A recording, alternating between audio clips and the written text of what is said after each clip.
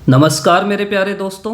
Mains की paper wise strategy की हमारी इस सीरीज़ में आज के इस वीडियो में हम इतिहास अर्थात पेपर 3 जो हमारा मेंस का है उस पर चर्चा करेंगे कि इसमें अधिकतम अंक हम कैसे लाएं और बिना उत्तर जाने नंबर लाने का जुगाड़ क्या हो, जिसके लिए आप ज़्यादा उत्सुक भी होंगे। हम सिलेबस के बारे में भी चर्चा करेंगे क्योंकि सिलेबस ही सब कुछ है। देखिए, सबसे मेन चीज़ है कि आपको क्या करना है, सिलेबस अपने सामने रखना है। अभी आप वीडियो में बने रहिएगा, आखिरी में हम सिलेबस को डिकोड करने का भी प्रयास करेंगे और सिलेबस के हर एक टॉपिक पे 8 से 10 पॉइंट आपको पता रहना चाहिए। सिलेबस में कुछ भी लिखा है, जैसे लिखा है गुप्तकालीन साहित्य, कला, विज्ञान एवं प्रौद्योगिकी का विकास, तो आपको साहित्य, कला और विज्ञान और प्रौद्योगिकी के विकास के बारे में करीब 8-10 पॉइंट पता रहना चाहिए। साहित्य के बारे में आप पॉइंट मतलब साहित्य में आप लिख लो कि कालिदास और जो भी उस समय के लेखक थे उनका नाम आपको पता रहे।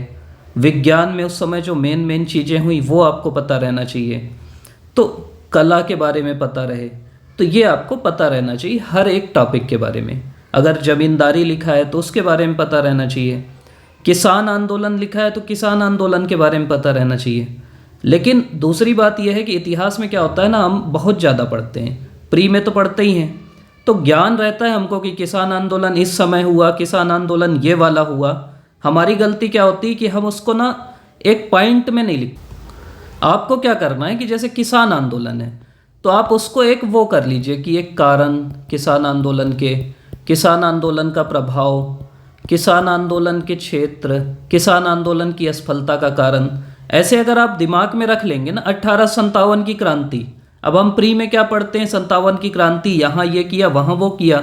अब 57 की क्रांति में क्या है, आप कारण देख लीजिए, प्रभाव देख लीजिए, महत्वपूर्ण व्यक्ति देख लीजिए, क्षेत्र देख लीजिए, असफलता के कारण देख लीजिए। अब ऐसे अगर आप 4-5 सब हेडिंग बना देंगे ना तो नंबर आपको अपने आप मिलेगा।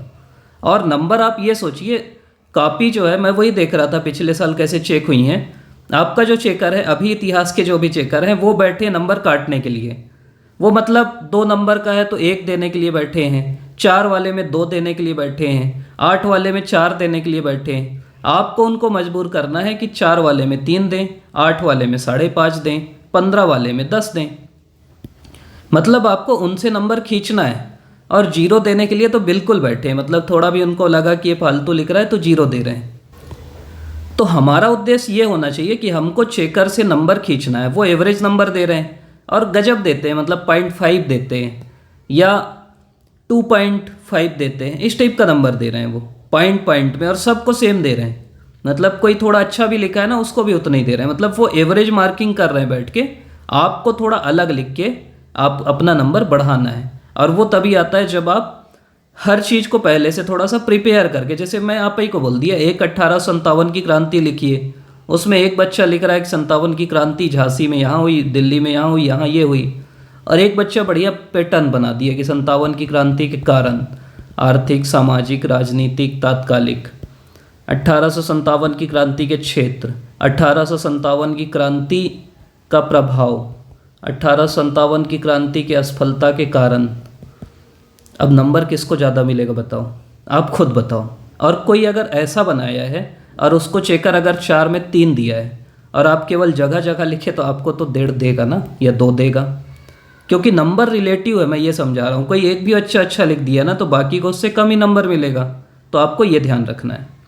दूसरा काम क्या करना है, हिस्ट्री में आपको चालाकी दिखाना है। देखिए, आपको क्या करना है, पॉइंट वाइज भी लिखना है और पैराग्राफ भी लिखना है। पॉइंट वाइज वहाँ लिखना है जो आपसे बनता है, जो सवाल आपसे बनता है ना उसमें थोड़ा भी गलती मत करिए कि पैराग्राफ में लिख देता हूँ, सीधा सीधा पॉइंट वाइज लिखिए।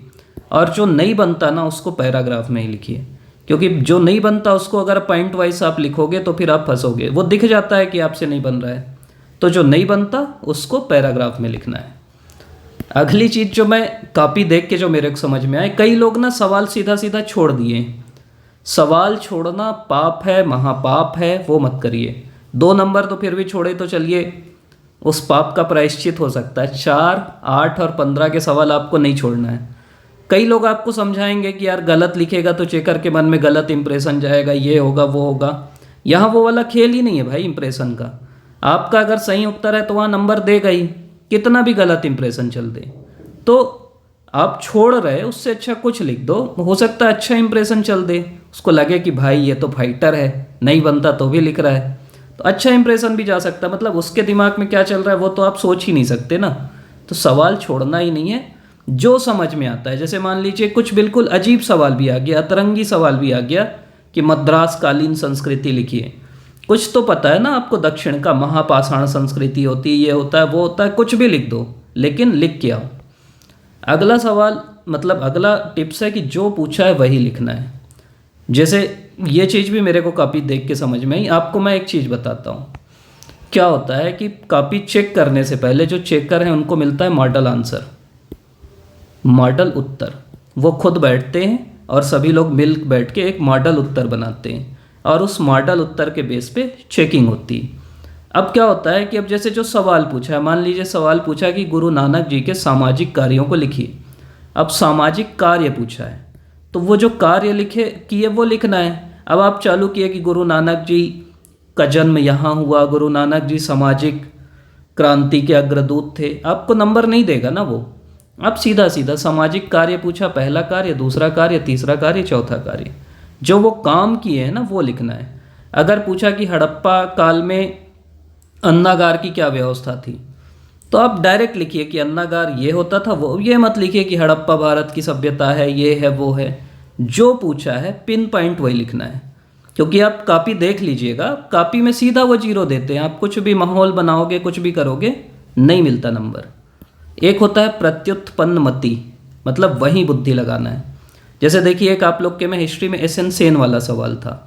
हर कोई पढ़ता है कि वो बोले कि 1857 का विद्रोह ना तो प्रथम था, ना राष्ट्रीय था, ना तो प्रथम स्वतंत्रता संग्राम नहीं था, भारत का पहला स्वतंत्रता संग्राम नहीं था। अब कई लोग उसको बस एक ही लाइन लिख के आ गए, कई लोग छोड़ दिए कि यार इसको क्या लिखें।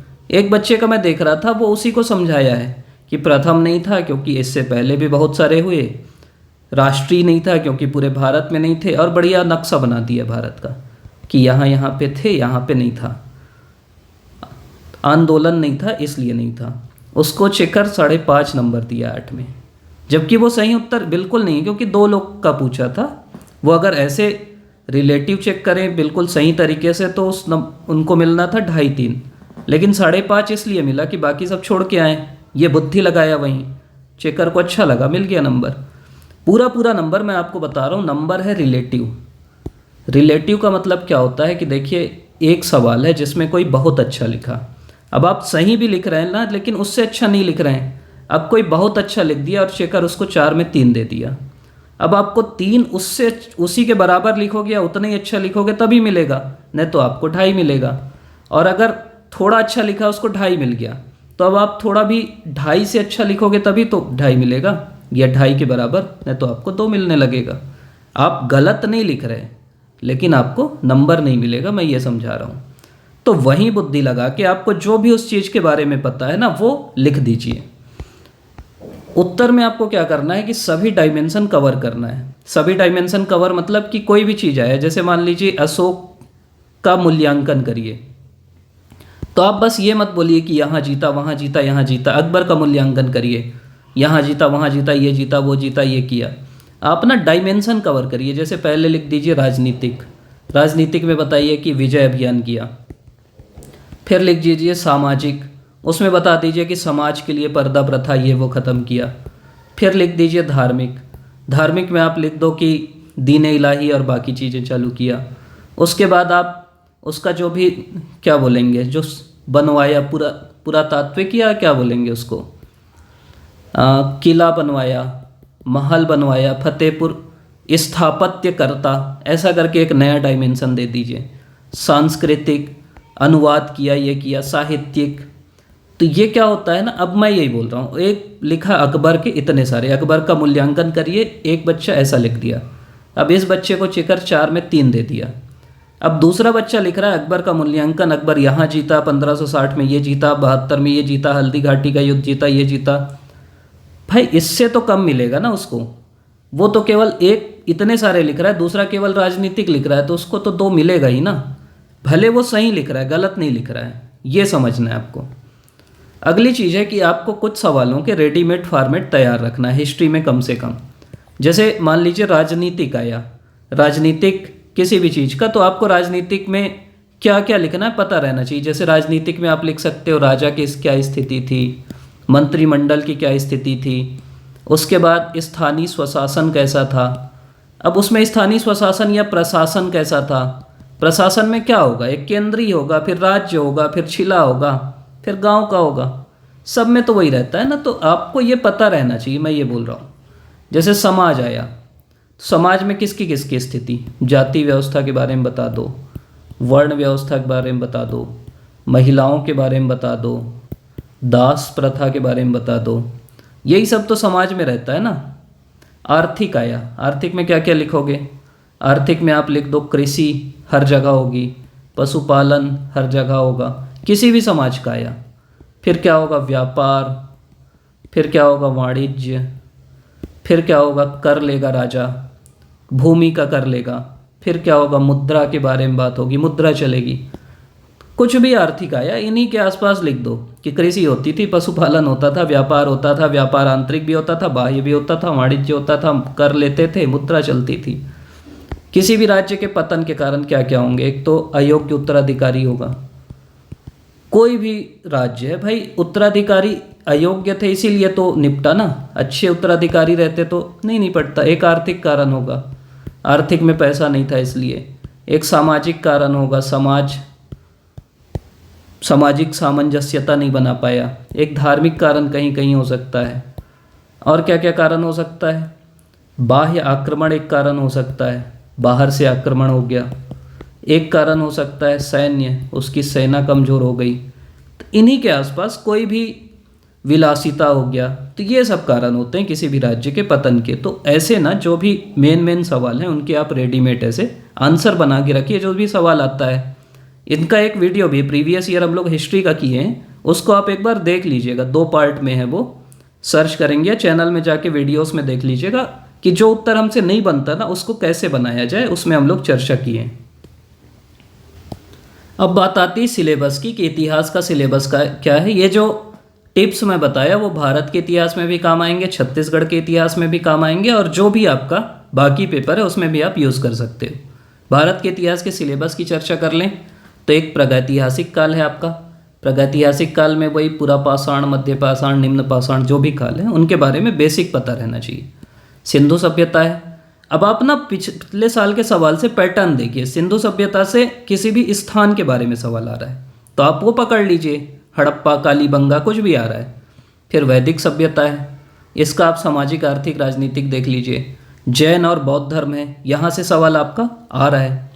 मगध साम्राज्य का उदय, ये आप थोड़ा सा देख लीजिए। मौर्य राजनय तथा अर्थव्यवस्था। अब आपको मौर्य में बाकी पढ़े ना पढ़े, राजनय और अर्थव्यवस्था के बारे में पढ़िए, और इसी के बारे में क्योंकि मेगास्थनीज लिखा है इसलिए सवाल आ गया था, ये जरूरी है आपका पढ़ना। शुंग पढ़ना जरूरी है। सातवाहन देख लीजिए थोड़ा सा। गुप्त साम्राज्य, बस राजा राजा देख लीजिए, इसके बारे में मैं बोल रहा था। गुप्त व काटक काल में कला, स्थापत्य, साहित्य और विज्ञान का विकास। 15 नंबर में श्योर शॉर्ट सवाल आ सकता है कि कला, स्थापत्य, साहित्य और विज्ञान का विकास, सबके बारे में थोड़ा थोड़ा जान लीजिए। दक्षिण भारत के प्रमुख राजवंश, बस बेसिक पता कर लीजिए, बहुत मत घुसिए। सल्तनत और मुगल काल बेसिक देख लीजिए। विजयनगर से सवाल आ रहे हैं, विजयनगर के महिलाओं की स्थिति पूछ लिया तो ये देख लीजिए। फिर भक्ति आंदोलन से सवाल आ रहा है, सूफी से सवाल आ रहा है, ये इंपॉर्टेंट है। इससे अभी तक सवाल आया नहीं, लेकिन आएगा तो आप लोग फिर फंस जाओगे। लिखा है ना क्षेत्रीय भाषाओं में साहित्य का विकास, बस एक फॉर्मेट बना लेना दिमाग में, आपको सब पता है। आप क्षेत्रीय भाषा क्या क्या थी बताओ उस समय, अवधी थी, बघेली थी, जो थी। अब तुलसीदास का नाम आप सुने हो, सूरदास का नाम सुने हो, ब्रज भाषा में लिखते थे, मीराबाई का नाम सुने हो, बस वही लिखना है। और एक चित्र बना दो कि ऐसा ऐसा था।